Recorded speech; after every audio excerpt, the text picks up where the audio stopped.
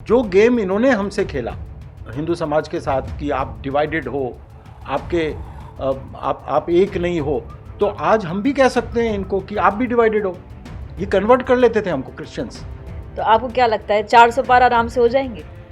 मुझे तो कोई डाउट है नहीं, चलिए, क्योंकि मोदी जी ने जब भी कोई टारगेट बताया तो उसे फुलफिल ही किया है, चाहे वो गुजरात हो चाहे भारत हो। हेमंत बिस्वा शर्मा को आपने सुना होगा कि राहुल गांधी जहां जहां चलते हैं वहां बीजेपी जीतती है, तो हम तो कह रहे हैं जाइए, आए हमारे इलाके में। जो आदमी कल तक ऐसे था और वो गालियां सुन रहा था, वो एकदम से खड़ा हो जाए और लड़ने के लिए सक्षम हो जाए, तो उसमें थोड़ा सा एक इंटरमीडिएट पीरियड है। धारा 370 हटाई गई, उस पर तो अभी तक पाकिस्तान बिलबिलाता है।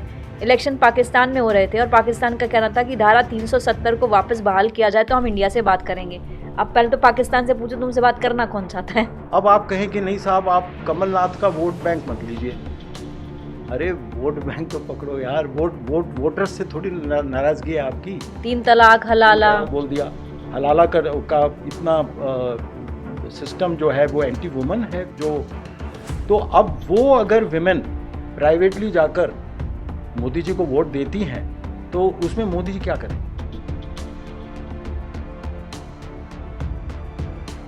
नमस्कार, मैं हूं पूजा सिंह और मेरे पॉडकास्ट में आप सभी का स्वागत है। इलेक्शन आने वाले हैं और बहुत इंपॉर्टेंट इलेक्शन है, क्योंकि हम हमेशा बात करते हैं जब देश के लिए कुछ करना होता है तो पॉलिटिकल विल पावर बहुत इंपॉर्टेंट होती है। और इस बार की अगर हम बात करें तो खुद प्रधानमंत्री नरेंद्र मोदी ने कहा है अब की बार 400 पार। लेकिन दूसरी तरफ अगर हम बात करें दूसरी पॉलिटिकल पार्टीज की, कांग्रेस की बात करें, बाकी पॉलिटिकल पार्टीज की बात करें, विपक्षी दलों की बात करें, तो उनका कहना है कि जो बीजेपी है दूसरी कांग्रेस बनती जा रही है और उसी हिसाब से जीतेगी। इसके अलावा वॉशिंग मशीन कहा जाता है बीजेपी को। तो ये बीजेपी 400 पार कैसे करेगी, इस पर बात करने के लिए सीनियर जर्नलिस्ट और फिल्म मेकर मयंक जैन जी हमारे साथ हैं, उनसे बात करेंगे। बहुत बहुत स्वागत सर आपका। अब आप बताइए, ये जो वॉशिंग मशीन को कहा जा रहा है बीजेपी को, और ये कहा जा रहा है कि दूसरी कांग्रेस बनती जा रही है और इसी के बल पे 400 पार करेगी, इसे आप कैसे देखते हैं? क्योंकि आपने बहुत काम किया है पॉलिटिकली, आपने बहुत चीजें देखी हैं पास से। देखिए, कांग्रेस बनती जा रही है, कौन सी कांग्रेस बनती जा रही है? नेहरू कांग्रेस बनती जा रही है, या महात्मा गांधी वाली कांग्रेस बनती जा रही है, या सरदार पटेल वाली कांग्रेस बनती जा रही है, या बाल गंगाधर तिलक वाली बनती जा रही है? ये बताएं ना। कांग्रेस तो नेहरूवियन कम्युनिस्टों ने उसके ऊपर कब्जा कर लिया जी। है ना। जो नेहरूवियन लेफ्टिस्ट थे उन्होंने कांग्रेस पे कब्जा कर लिया, लेकिन कांग्रेस के पास एक बहुत बड़ा राष्ट्रवादी वोट है। और क्योंकि और कुछ था ही नहीं अंग्रेज़ों से लड़ने के वक्त, इवन क्रांतिकारियों को कांग्रेस को सपोर्ट करना पड़ा था, जो भगत सिंह के साथ थे। कुछ लोग जब बाद में उन लोगों को रेवोल्यूशनरी मूवमेंट में होने के बावजूद वो कांग्रेस को सपोर्ट देते थे, क्योंकि वो अंग्रेज़ों के खिलाफ एक संगठन था, तो उसमें जाके वो मिलते थे। तो हालत ये थी कि जब बीजेपी का शुरू हुआ था काम 1980 में, उसके पहले जनसंघ थी, बहुत बुरी हालत थी, बहुत बुरी हालत थी। और 1984 में जब राजीव गांधी बने तो 2 सीट बीजेपी को मिली थी, बहुत बुरी हालत थी। पूरे देश में केवल 2 सीट मिली थी। और उसके उसी टाइम के कुछ समय के बाद मैं किसी बहुत सीनियर व्यक्ति के साथ बैठा था और एक इलेक्शन आने वाला था, और ये आकलन वो कर रहे थे कि हमको कहाँ से, कौन से एरिया से वोट्स मिलेंगे। तो उन्होंने बताया ये फलाना एरिया यहाँ से भी नहीं मिलेगा भाई, यहाँ से भी नहीं मिलेगा। ऐसे उन्होंने पूरे शहर में गोले गोले बना दिया, ऊपर एक छोटा सा चंक था जहाँ से मिलेगा। बोले हमारी हालत तो बहुत ही खराब है। तो ये हालत थी बीजेपी की। अब क्या है कि बीजेपी ने काम करके दिखा दिया। मोदी जी ने रोटी छोटी नहीं, पूरी गुजराती थाली दे दी। अब रोटी छोटी से मैं आपको बताना चाहूँगा कि मैंने क्यों कहा, वो थोड़ी ट्रैजिक बात है। पंजाब में हर वक्त आक्रमण होते थे, हर वक्त आक्रमण होते थे। टाइम ही नहीं था उनके पास खाना बनाने का, क्योंकि कब आपको जवाब देना पड़े, तो वो केवल रोटी बना लेते थे और शायद प्याज से किसी तरह से खा लेते थे। तो आज भी पंजाबी भाषा में बोलते हैं रोटी छोटी बन गई, रोटी छोटी खा ले। और जैसे जैसे आप इंटीरियर में जाएंगे तो फिर रोटी दाल रोटी हो जाता है। फिर जहाँ पे और सुस्ताने का मौका मिला, बैठने का मौका मिला, जहाँ और सेफ एरिया था, तो वहाँ पे पूरा थाली सिस्टम, मध्य प्रदेश, गुजरात, आपको पूरा थाली सिस्टम मिलेगा। तो आज वो बीजेपी की थाली बन गई है, वो केवल रोटी नहीं रह गई, वो पूरे भारत में उपलब्ध है। वो पूरे भारत में उपलब्ध है और उसमें चटनी भी है, उसमें दाल भी है, उसमें सलाद भी है, उसमें सब प्रकार की चीज़ें हैं जिससे पूरी थाली बन जाती है, एक फुल न्यूट्रिशन बन जाता है। तो अब आप कहें कि नहीं साहब आप कमलनाथ का वोट बैंक मत लीजिए। अरे वोट बैंक तो पकड़ो यार, वोटर्स से थोड़ी नाराज़गी है आपकी। तो जो लोग हैं वो अब आपसे जुड़ना चाहते हैं क्योंकि आप अच्छा काम कर रहे हैं, आप डेवलपमेंट का काम कर रहे हैं, आपकी वाहवाही हो रही है, आप राष्ट्रीय सुरक्षा का भी अच्छा काम कर रहे हो, आप पूरे विश्व में भारत का नाम रोशन कर रहे हो, तो आपकी वाहवाही हो रही है। इसमें एक थोड़ा विरोधाभास लगता है, जैसे कमलनाथ की हम बात कर रहे हैं कि कमलनाथ आएंगे तो वोट बैंक लाएंगे, लेकिन जिस इंसान को समझ में आ रहा है कि सरकार ठीक कर रही है, कि बीजेपी ठीक कर रही है, तो वो तो सीधे वहीं वोट दे देगी।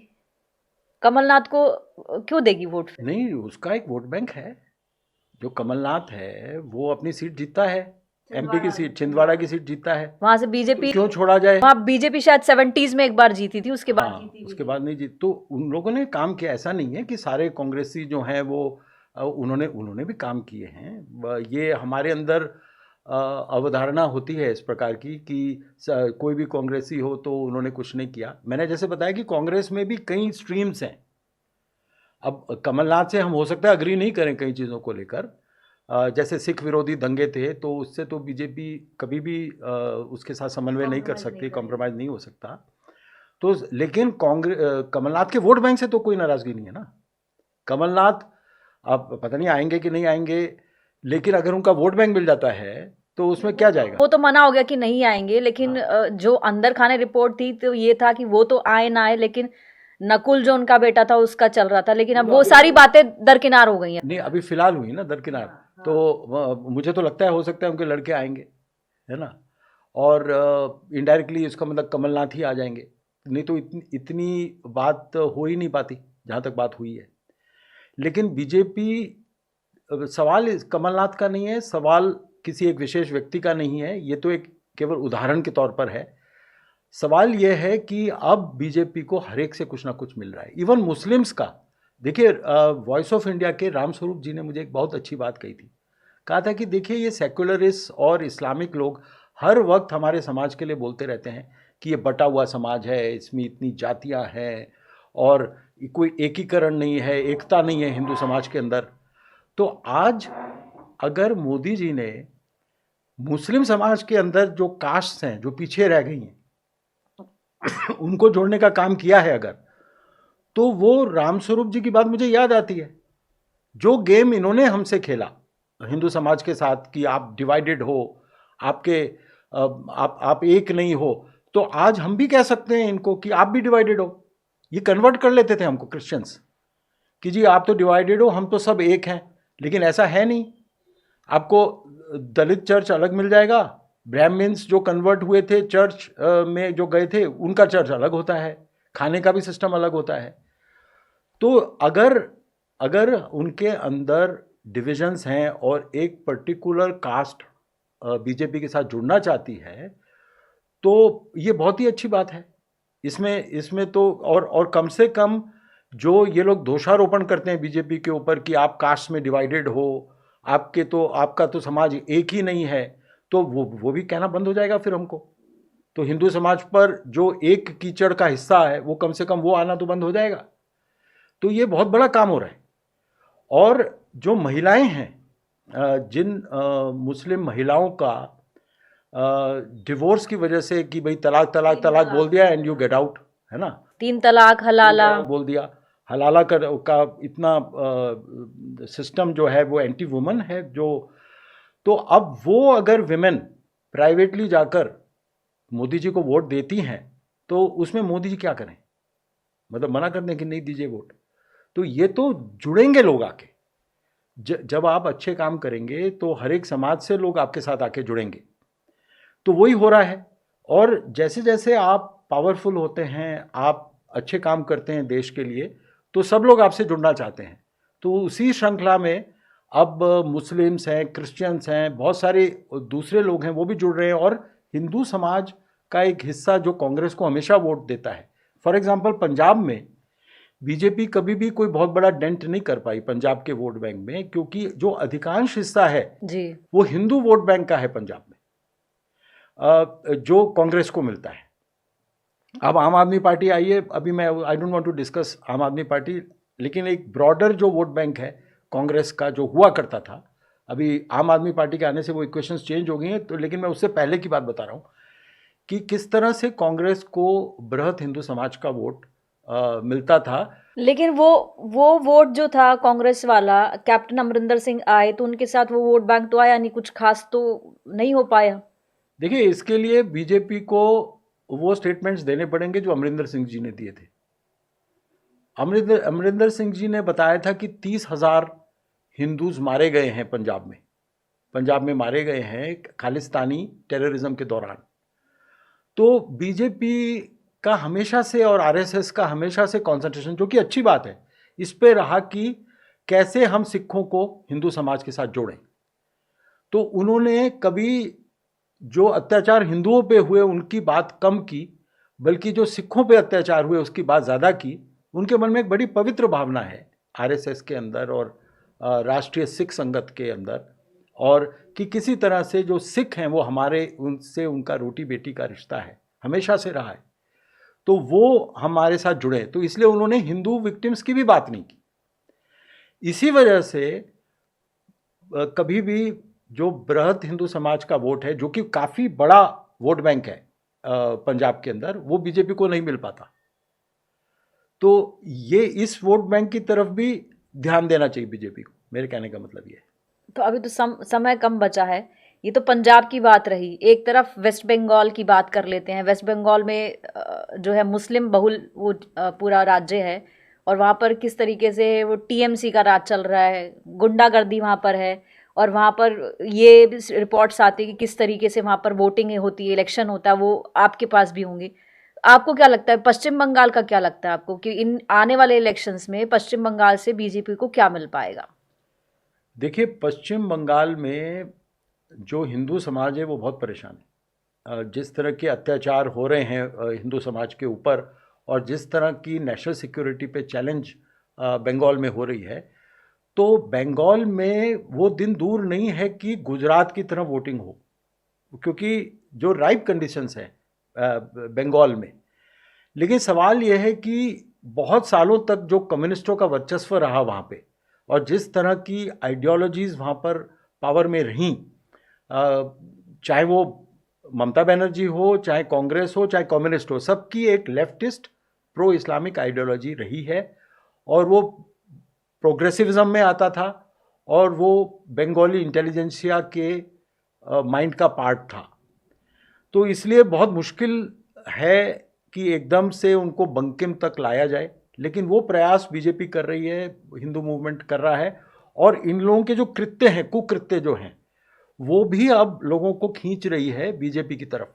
और खासकर बीजेपी का परफॉर्मेंस जो है लोकसभा के दौरान बहुत बेटर रहता है, क्योंकि लोग मनी मन चाहते हैं कि एक strong Modi lead government centre में आए। वो बंगाल में भी वही मन रहता है। लेकिन विधानसभा के अंदर ही जब वहाँ की सरकार नहीं बदल रही है, वो पूरा कंट्रोल अपने हाथ में तानाशाह की तरह रखती है, तो आपको लगता है कि फेयर इलेक्शन लोकसभा में हो पाएंगे? वही है सबसे बड़ी बात है कि कम्युनिस्टों के टाइम से, जब से कम्युनिस्ट थे वहाँ पर, तो वहाँ पर लोकल थाने से लेकर जो पूरा सिस्टम है वो गुंडों के हाथ में है। कम्युनिस्ट टाइप के गुंडे थे, वही गुंडे सारे के सारे आ गए अब ममता बनर्जी की पार्टी में, तो वही लोग सब कुछ हैंडल करते हैं। लेकिन उसमें टाइम, उसी वजह से जो फ्री एंड फेयर इलेक्शन नहीं होता, उसकी वजह से बीजेपी के फेवर में आता नहीं है रिजल्ट जो है। तो उसके लिए मेहनत करनी पड़ेगी, टाइम लगेगा, क्योंकि ग्रास रूट लेवल तक करप्शन है। अब आप देखिए, त्रिपुरा में भी कम्युनिस्टों का राज था, और त्रिपुरा में भी उसी तरह से कम्युनिस्ट सिस्टम चलता था, लेकिन बीजेपी ने टोटली उसको ख़त्म कर दिया, और वो लोग पावर में है। नॉर्थ ईस्ट में तो बेसिकली डेवलपमेंट बहुत हुआ है, जो वहाँ के यूथ को मैं सुनती हूँ, डेवलपमेंट बहुत हुआ है वहाँ पर। लेकिन सबसे बड़ा चैलेंज ये आता है कि विधानसभा के अंदर अगर कोई ऐसी आइडियोलॉजी आ जाती है, वो वैसे फेयर इलेक्शन होने ही नहीं देगी, क्योंकि आपने पंजाब की बात की, हमने वेस्ट बंगाल की बात की, दिल्ली के अंदर हालांकि विधानसभा के अंदर आम आदमी पार्टी जीती है, लेकिन वहां पर लोकसभा के अंदर बीजेपी का परफॉर्मेंस हमेशा अच्छा रहता है। 56% वोट मिलता है। हाँ। कोई भी गठबंधन कर लो तो भी आप नहीं जीत सकते। हाँ, तो इस तरह ये अपने आप में अपवाद कहा जा सकता है दिल्ली को क्या? नहीं नहीं, दिल्ली के अंदर मुस्लिम भी बहुत हैं, दिल्ली के अंदर रोहिंग्या भी बहुत है, दिल्ली का एक वोट बैंक जो है वो फ्री के पीछे भागता है, तो विधानसभा में उधर वोट करता है, लेकिन लोकसभा के अंदर आम आदमी पार्टी नहीं कर पाती है, बीजेपी कर ले जाती है। देखिए, दिल्ली जो है वो हिंदू मूवमेंट का कैपिटल भी है, केवल राष्ट्रीय राजधानी नहीं है। ये बलराज मधोक की नगरी है, ये जनसंघ की नगरी है। यहाँ पर विश्व हिंदू परिषद का जो श्री राम जन्मभूमि के लिए जो आंदोलन हुआ था, उसकी जो रैलीज हुई थी, एक रैली हुई थी मुझे याद है, जिसमें बोट क्लब पे वो रैली हुई थी, और हर एक के घर से खाना गया था जो रैली के लिए आए थे। लाखों लोग आए थे उस रैली में, और 4 गुना खाना पहुंच गया था उनके लिए। इतना बड़ा हिंदू मूवमेंट का, जो आरएसएस का सबसे बड़ा गढ़ है, जहाँ पे शाखाओं का जो सबसे बड़ा गढ़ है, वो दिल्ली है। अब ये जो केजरीवाल ने किया, वो एक कलर रेवोल्यूशन किया उसने, और आप देखिए ताकत मोदी जी की, कि वो कलर रेवोल्यूशन फीका पड़ जाता है जब मोदी मैदान में होते हैं। जब सेंट्रल गवर्नमेंट के लिए वोटिंग होती है तो वो कलर रेवोल्यूशन फीका पड़ जाता है। तो अभी तो मोदी है, अभी योगी आएंगे, फिर क्या होगा? रेनबो बनेगा बिल्कुल। देखिए, अभी तो मोदी जी ही हैं, और योगी जी के साथ मिलकर, और जितने भी हमारे टॉप सैफरन लीडर्स हैं, वो सब जाते हैं सभी स्टेट्स में, बहुत डिमांड में होते हैं। और हमें भूलना नहीं चाहिए कि जो बीजेपी का सबसे बड़ा वोट कैचर मोदी और योगी तो हैं ही, लेकिन आप राहुल गांधी को कम मत आंकिए। राहुल गांधी के लिए तड़पता है बीजेपी का कैंडिडेट कि ये किसी तरह से मेरी कॉन्स्टिट्यूएंसी में एक चक्कर लगा जाए। वो कहते हैं कि वो बीजेपी के लिए बैटिंग करते हैं। हेमंत बिस्वा शर्मा को आपने सुना होगा कि राहुल गांधी जहां जहां चलते हैं वहां बीजेपी जीतती है, तो हम तो कह रहे हैं जाए, ये आए हमारे इलाके में। तो इसलिए जितने भी स्टार, बीजेपी ने ना थोड़ा सा कम इन्वेस्टमेंट कर दिया स्टार कैंपेनर्स पे, क्योंकि वो काफ़ी अब डिपेंड करते हैं राहुल गांधी पे कि वो तो आएंगे ही, तो वो संभाल लेंगे, तो थोड़ा सा बजट हमारा बच जाएगा। तो ये मैं जानना चाह रही थी। अब जैसे कि हम बाकी दक्षिण की बात कर लेते हैं, साउथ इंडिया हमेशा एक बड़ा चैलेंज रहा है बीजेपी के लिए। लोकसभा में इलेक्शंस में आप कहाँ देखते हैं इस बार के? देखिए, कर्नाटका जैसे दिल्ली केंद्र है ना हिंदू मूवमेंट का, ऐसे संघ का पुराना केंद्र कर्नाटका है। कर्नाटका का हर एक गांव रामायण और जो हमारे प्राचीन ग्रंथ हैं, जो हर एक जगह तो वहाँ पर रामायण के किसी न किसी नाम पर वो नाम दिया गया है वहाँ पे। फिर महाभारत के जो सीन्स हैं उसके प्लेस करते हैं लोग हर एक गांव में। शाम को बैठकर वो लोग खुद ही बन जाते हैं, कोई रावण बन जाता है, कोई हनुमान बन जाता है, कोई राम सीता लक्ष्मण, अलग अलग बन जाते हैं सब लोग, और वो करते हैं एक्टिंग। तो वो हिंदुइज्म का और जो हमारा कल्चर है, और कन्नड़ा भाषा जो है वो संस्कृत ही है, वो बहुत शुद्ध भाषा है, बहुत ही जैसे मुझे तो पूरी समझ में आती है। जब भी मैं कर्नाटका जाता हूँ, बेंगलोर जाता हूँ, लोगों से बात करता हूँ, तो वो पूरा मिला हुआ है हमारे पूरे भारत के संस्कृति के साथ।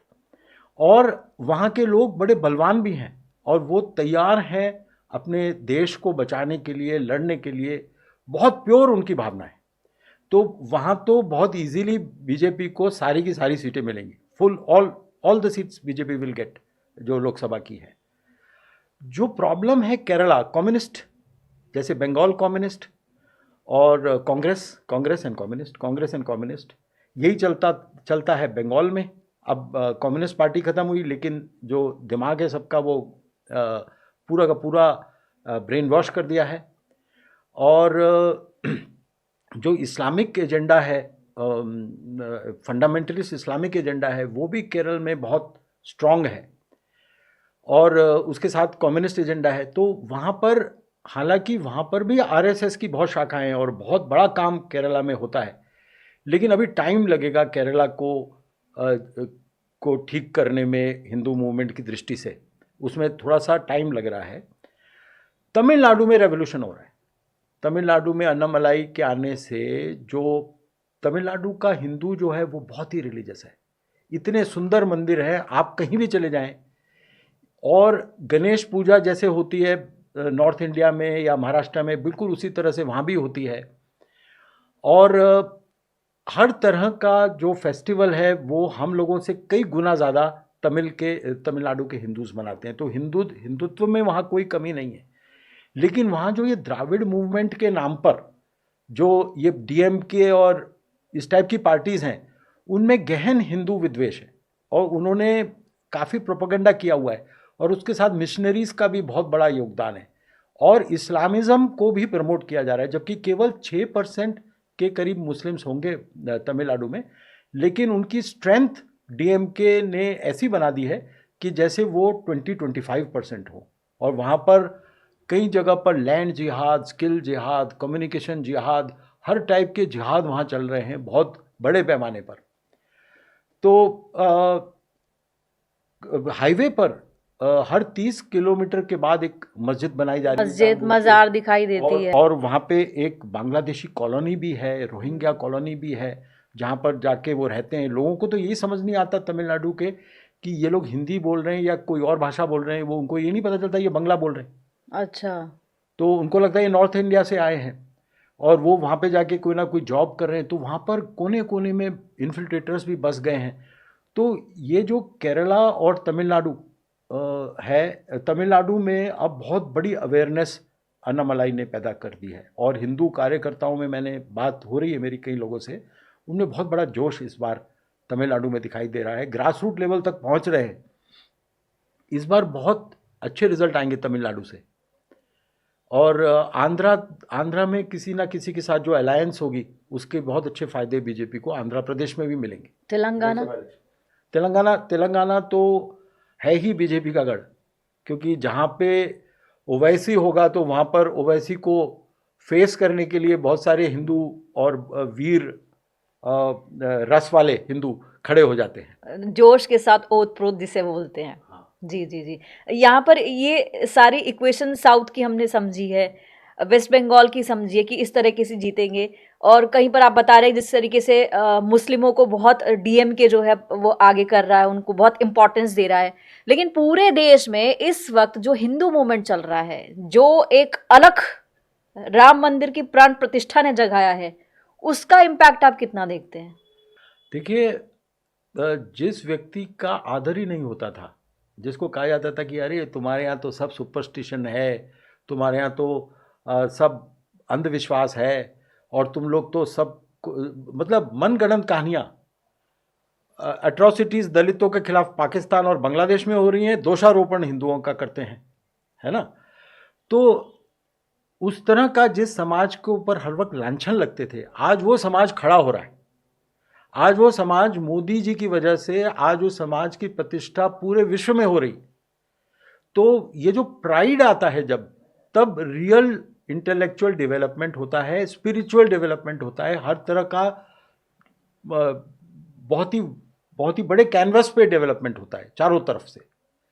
तो अब हम जो ये स्वरूप देख रहे हैं, जो मोदी जी ने ऐसा क्रिएट किया एटमॉस्फेयर, हिंदू मूवमेंट ने जो क्रिएट किया एटमॉस्फेयर, उससे आप जो प्रतिभा देखेंगे हिंदू समाज की, और जो शांति का मैसेज जाएगा पूरी दुनिया में।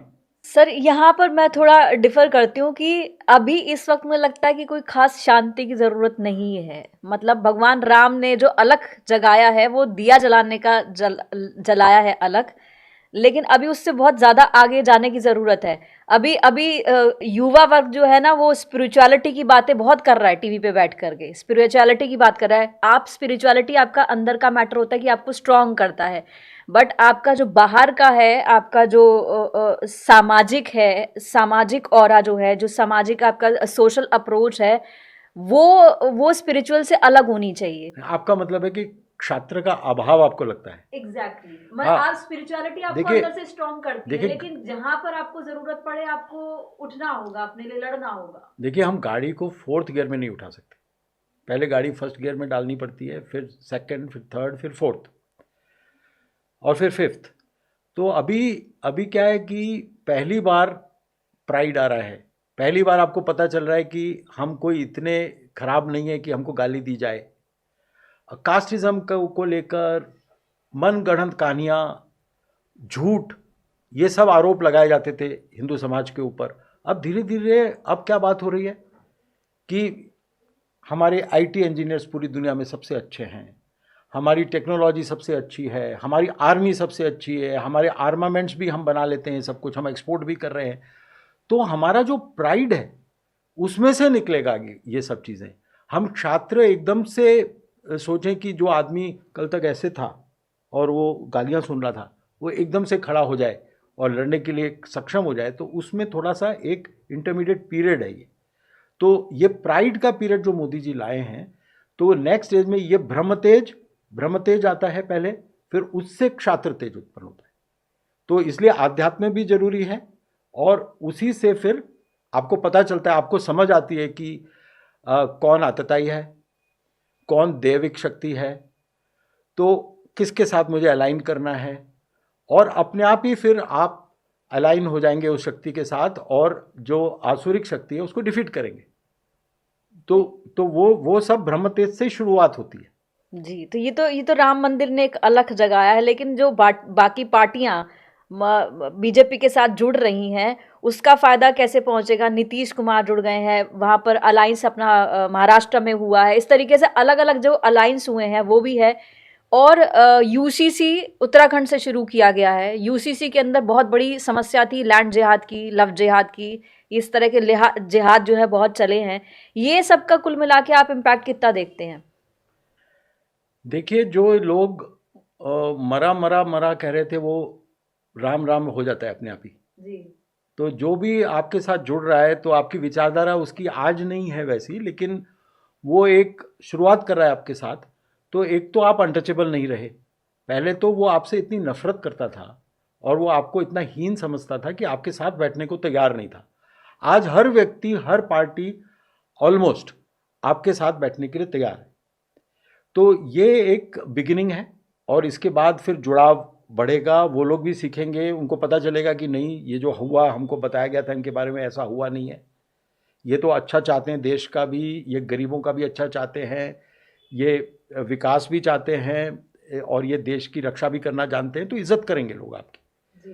तो जो जुड़ रहे हैं तो वो भी सीखेंगे आपसे, और धीरे धीरे वो आइडियोलॉजिकली इन्फॉर्म भी होंगे। जी जी जी। यहाँ पर मैं जब रिसर्च करती हूँ, पढ़ती हूँ, तो बहुत सी ऐसी चीज़ें हैं जो सेंट्रल गवर्नमेंट ने की हैं लोगों की भलाई के लिए। बहुत तरह की योजनाएं लाई गई हैं। आयुष्मान भारत लाई गई है, आयुष्मान योजना है वो लाई गई है। आयुष्मान योजना के अलावा उज्ज्वला योजना, इस तरीके से बहुत सारी योजनाएं। कोरोना में बहुत अच्छा किया, लेकिन जो भाव देशभक्ति अंदर जगाती है वो कोई और चीज़ जगा ही नहीं सकती। एक राम मंदिर ने जगाई, एक 370 धारा जो हटी थी उसने जगाई थी।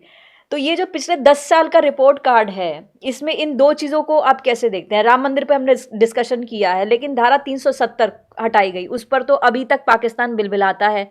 इलेक्शन पाकिस्तान में हो रहे थे और पाकिस्तान का कहना था कि धारा 370 को वापस बहाल किया जाए तो हम इंडिया से बात करेंगे। अब पहले तो पाकिस्तान से पूछो, तुमसे बात करना कौन चाहता है? हाँ, तो आज का देखिए, पाकिस्तान जो यूएस का पिट्ठू था और जिसको सऊदी अरेबिया से फंडिंग होती थी, आज वो बिल्कुल एक भिखारी बन गया, और उसकी हालत इतनी ख़राब हो गई, ना तो सऊदी अरेबिया का राजा उनसे मिलना चाहता, ना अमेरिका का प्रेसिडेंट उनसे मिलना चाहता। उनकी हालत एकदम ख़राब हो चुकी है। और जो भारत है उससे सब लोग मिलना चाहते हैं, भारत के साथ सब लोग एक रिश्ता बनाना चाहते हैं। मुस्लिम कंट्रीज़ भी रिश्ता बनाना चाहती हैं, वेस्ट भी रिश्ता बनाना चाहता है, और वेस्ट से जिनका ऑपोजिशन है पुतिन का, वो पुतिन भी उनको अपना बेस्ट फ्रेंड मानता है। तो ये जो 360 डिग्री डिप्लोमेसी है मोदी जी की, इस पे आगे लोग लिखेंगे, ये पढ़ाया जाएगा फॉरेन डिप्लोमेसी में और इंस्टीट्यूट्स में कि कैसे इतने एक्सट्रीम सर्कमस्टांसेस में आप इतनी जल्दी इतना बड़ी क्रांति ला सकते हो। तो ये करिश्मा है, ये करिश्मा है। और जब अच्छी नीयत होती है तो अच्छे रिजल्ट्स भी आते हैं। जी, या देशभक्ति वाली बात कर रही थी, 370 वाली बात कर रही थी। तो इससे जो है हमारे युवाओं में कहीं ना कहीं, युवा क्या, जो भी नेशनलिस्ट होगा, मतलब देशभक्ति की भावना या तो होती है या नहीं होती, वो आधी पौनी नहीं होती है, तो मैक्सिमम लोगों में होती है। तो इसका फायदा कितना मिलेगा? क्योंकि आजकल अगर हम बात करें यूथ के अंदर, करंट दो ही चीजें पैदा करती हैं, एक जय श्री राम, एक भारत माता की जय। ये कैसे देखते हैं आप? तो 370 तो है ही भारत माता की जय, जो एक हिस्सा था जो पूरी तरह से भारत से मिला हुआ नहीं था। एक टाइम था कि उसका झंडा भी अलग था, और वो लोग किसी तरह से भी हमसे मिलना नहीं चाहते थे। वहाँ पर आप प्रॉपर्टी नहीं खरीद सकते थे, मतलब हर तरह की इम्पेडिमेंट्स थे, और उसको पूरी तरह से जोड़ दिया। तो जो कि एक इम्पॉसिबिलिटी थी, हम तो सोच भी नहीं सकते थे बचपन में कि ऐसा हो पाएगा। वो तो कोई भी, मतलब जब 370 हटी होगी तो खुद बीजेपी के लोगों को नहीं समझ में आएगा कि हुआ क्या। तो ये तो करिश्मा किया है। तो इस वजह से बहुत बड़ा प्राइड, जो हमारी जो पेट्रियाटिक सोसाइटी है, जो देशभक्त लोग हैं, उनके अंदर वो जागृत होगी, एनर्जी जागृत होगी। और ये जो पॉजिटिव एनर्जी जब जागृत होती हैं, तब जो सोसाइटी का कैरेक्टर है वो बहुत पॉजिटिव डायरेक्शन में जाता है, और ओवरऑल पूरे समाज का एक जो है विराट रूप आप देखते हैं फिर। तो ये आने वाले समय के लिए एक सुपर पावर इंडिया की बहुत बड़ी नींव रखी गई है, आप ये समझिए। जी, अभी तो क्या है कि सब कह रहे हैं कि आएंगे तो मोदी ही, लेकिन मोदी जी का जो है वो भी टेन्योर जो है ख़त्म होगा, उसके बाद नेक्स्ट कहा जा रहा है योगी जी। तो जो अभी हमारी रफ्तार चल रही है तरक्की की, रफ्तार जो है वो बिल्कुल आपने बोला कि धीरे धीरे उठती है गाड़ी। सुपरसोनिक क्या योगी जी ले जा पाएंगे सुपरसोनिक की रफ्तार से? देखिए, मोदी जी ने जिस तरह का एनकरेजमेंट योगी जी को दिया है जी, उनको मालूम है कि ये भी एक बहुत पावरफुल न्यूक्लियर जनरेटर है जी, जो कि मतलब इतनी सारी इलेक्ट्रिसिटी जनरेट कर सकता है, जो जैसे खुद वो एक बहुत बड़े जनरेटर हैं, उसी प्रकार के योगी जी भी है। तो भी उनको पूरा उन्होंने समर्थन दिया। तो ये दिखाता है कि कितना बड़ा निस्वार्थ भाव है उनके अंदर। नहीं तो क्या होता है, कांग्रेस में इंदिरा गांधी ने क्या किया था पता है? किसी ने सिर्फ ये बोल दिया उनको, इंदिरा गांधी को, कि जो बहुगुणा जी हैं वो बिल्कुल आपकी तरह चलते हैं, बिल्कुल आपकी तरह हेलीकॉप्टर में जाते हैं, बिल्कुल आपकी तरह स्टाइल है उनकी, वैसे ही लोग उनके पीछे पीछे चलते हैं। तो अगले ही दिन उनको यूपी सीएम की पोस्ट से हटा दिया गया, बहुगुणा जी को। तो क्योंकि उनको लगा कि अगर ये आदमी इतना पावरफुल बन जाएगा, केवल ये इंसिडेंट नहीं होगा कि इसी वजह से हटाया हो, उनके मन में भी ये बात रही होगी। तो जो कॉम्पिटिटर्स थे उनको इंदिरा गांधी हटा देती थी, जबकि वो कांग्रेस के फेवर में काम कर रहे होते थे, कांग्रेस को स्ट्रांग बना रहे होते थे, तो टोटली साइडलाइन और डिस्ट्रॉय कर दिया। लेकिन मोदी जी ने हमेशा बढ़ावा दिया योगी जी को। तो ये केवल एक जो निस्वार्थ भाव से जो हिंदू मूवमेंट के साथ जुड़ा हुआ व्यक्ति है, वही कर सकता है। तो आपको क्या लगता है 400 पार आराम से हो जाएंगे? मुझे तो कोई डाउट है नहीं, चलिए, क्योंकि मोदी जी ने जब भी कोई टारगेट बताया तो उसे फुलफिल ही किया है, चाहे वो गुजरात हो चाहे भारत हो। चलिए ठीक है, thank you so much sir, आपसे इतनी सारी कॉन्वर्सेशन करी, बहुत अच्छा लगा। तो देखते हैं कि इस बार मोदी जी जो 400 पार दे रहे हैं वो 400 पार से और कितना ऊपर जाती है, सिर्फ यही देखना होगा मेरे ख्याल से। तो आज के पॉडकास्ट में इतना ही। Thank you so much. Thank you sir.